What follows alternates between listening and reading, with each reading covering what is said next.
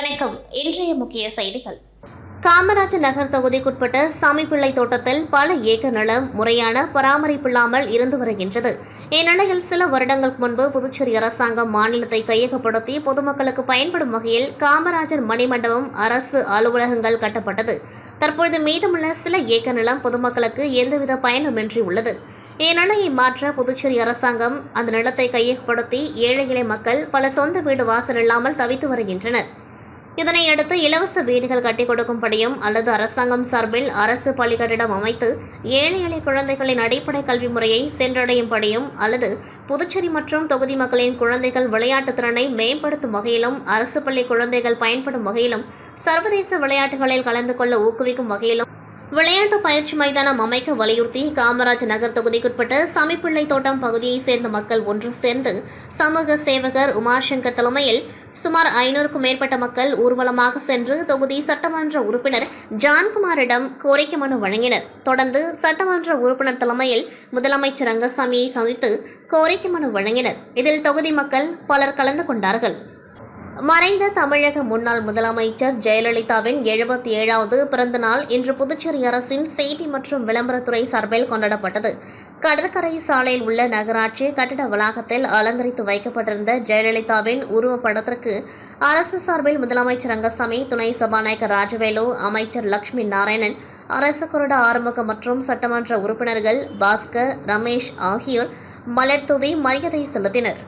புதுச்சேரி இந்திராநகர் தொகுதிக்குட்பட்ட காமராஜர் நகரில் பொதுப்பணித்துறை மூலம் நகர் முழுவதும் சிமெண்ட் சாலை அமைப்பதற்கான பணி துவக்க விழா தொகுதி சட்டமன்ற உறுப்பினரும் அரசு கொறடாமான ஏகேடி ஆறுமுகம் தலைமையில் விழா நடைபெற்றது.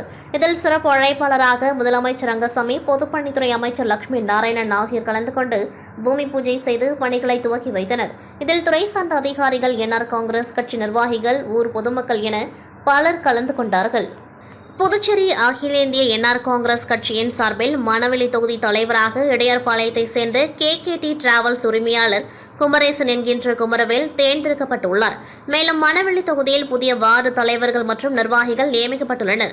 அதனை முன்னிட்டு தொகுதி தலைவர் குமரேசன் தலைமையில் என்ஆர் காங்கிரஸ் கட்சி தொகுதி கட்சி பொறுப்பாளர்களுடன் மாநில முதலமைச்சர் மற்றும் என்ஆர் காங்கிரஸ் கட்சியின் தலைவரான ரங்கசாமியை நேரில் சந்தித்து பூங்கொத்து கொடுத்து ஆசி பெற்றனர். தொடர்ந்து மாநில பொதுச் செயலாளர், முன்னாள் சட்டமன்ற உறுப்பினர் NSJ ஜெயபால் அவர்களும் தொகுதி தலைவருக்கு சால்வை அணிவித்து வாழ்த்து தெரிவித்தார். இந்நிகழ்ச்சியில் தொகுதி துணைத் தலைவர் வரதராஜன், ஜானகிராமன், பொதுச் செயலாளர் ரஜினி ராஜேந்திரன், செயலாளர் திருநாள் கண்ணியப்பன், துணை செயலாளர் ஐயனார், சிவா, அருண், பொருளாளர் குமாரசெல்வம், ராமலிங்கம், சக்திவேல் உள்ளிட்ட கட்சி நிர்வாகிகள் பலர் உடன் இருந்தனர். புதுச்சேரியின் இரு புராதனமான மற்றும் பிரசித்தி பெற்ற ஸ்ரீ திரிபுர சுந்தரி சமேத ஸ்ரீ வேதபுரீஸ்வரர் மற்றும் ஸ்ரீ பெருந்தேவி தாயார் சமேத ஸ்ரீ வரதராஜ பெருமாள் கோவில்களுக்கு புதுச்சேரி மட்டுமின்றி தமிழகத்தின் பல்வேறு பகுதிகளில் இருந்தும் ஏராளமான பக்தர்கள் வருகை தருகின்றனர். மேலும் கூட்ட நெரிசல் காலத்தில் பக்தர்கள் தங்களது காணிக்கைகளை செலுத்துவதற்கு மிகுந்த சிரமம் ஏற்படுவதால் இந்தியன் ஓவர்சீஸ் வங்கி சார்பில் ஆலய வளாகத்தில் 8 உண்டியல் வைக்கப்பட்டுள்ளது.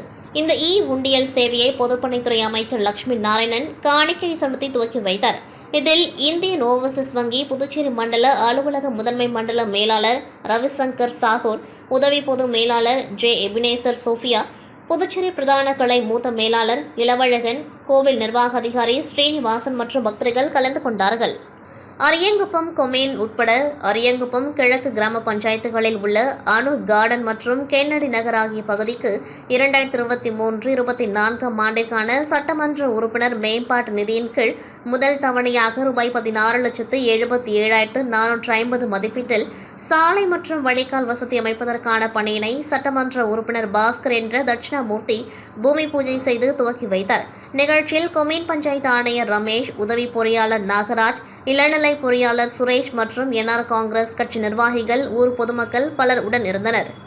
புதுச்சேரி மணவெளி தொகுதிக்குட்பட்ட மணவெளி மந்தைவெளி திடலில் தமிழக முன்னாள் முதல்வர் ஜெயலலிதாவின் 77ஆம் ஆண்டு பிறந்தநாள் விழா மாநில துணை செயலாளர் குமுதன் புருஷோத்தமன் தலைமையில் நடைபெற்றது. இதில் மலர்களால் அலங்கரித்து வைக்கப்பட்டிருந்த ஜெயலலிதாவின் திருவுருவப் படத்திற்கு மாலை அணிவித்து மலர் தூவி மரியாதை செய்யப்பட்டது. தொடர்ந்து ஏழை எளிய மக்களுக்கு புடவைகள் மற்றும் பிரியாணி வழங்கப்பட்டது.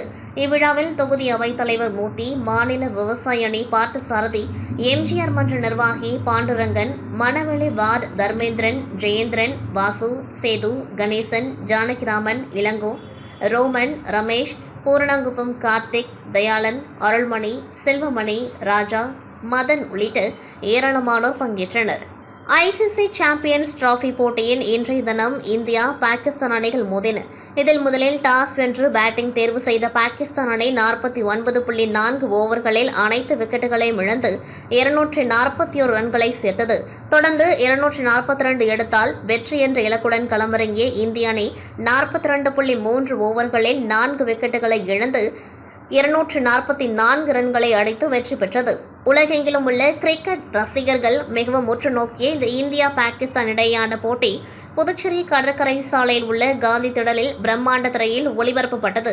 புதுச்சேரி அரசு சுற்றுலாத்துறை சார்பில் ஒளிபரப்பப்பட்ட இந்த போட்டியை ஏராளமான சுற்றுலா பயணிகள் மற்றும் பொதுமக்கள் கண்டு ரசித்தனர். ஆட்டத்தின் கடைசி பந்தில் விராட் கோலி சதம் அடித்து இந்திய அணியை வெற்றி பாதைக்கு அழைத்து சென்றதை அங்கு கூடியிருந்தவர்கள் மகிழ்ச்சியுடன் கொண்டாடி மகிழ்ந்தனர்.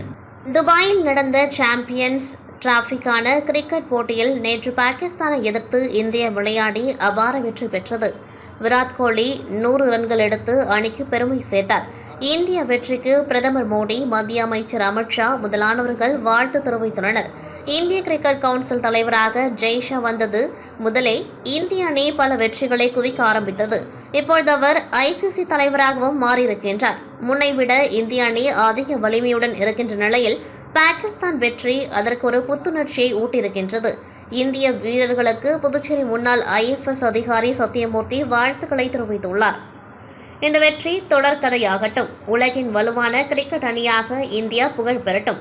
இந்திய வீரர்களுக்கும் அவர்களை உற்சாகப்படுத்திய புதுச்சேரி மக்கள் உட்பட அனைவருக்கும் பாராட்டுகளையும் வாழ்த்துக்களையும் தெரிவித்துக் கொள்கின்றேன் என சத்தியமூர்த்தி அவர்கள் கூறியுள்ளார். விழுப்புரம் மாவட்டம் சர்வதேச நகரமான ஆரோவில்லில் உள்ளது யாத்ரா கலைக்குழு. இந்த குழு அருகில் உள்ள கிராமங்கள் தோறும் பல்வேறு விழிப்புணர்வு வீதிதோறும் நாடகங்கள் நடத்தி வருகின்றன. இந்நிலையில் வானூர் அடுத்த கொந்தமூர் கிராமத்தில் திடக்கழிவு மேலாண்மை மற்றும் சுற்றுச்சூழல் பாதுகாப்பு குறித்த விழிப்புணர்வு நாடகம் நடைபெற்றது. இந்த நாடகத்தை அப்பகுதி கிராம மக்கள் மற்றும் இளைஞர்கள், குழந்தைகள் என ஏராளமானோர் கலந்து கொண்டு பார்வையிட்டனர். இத்துடன் செய்திகள் நிறைவடைகின்றது. நன்றி, வணக்கம்.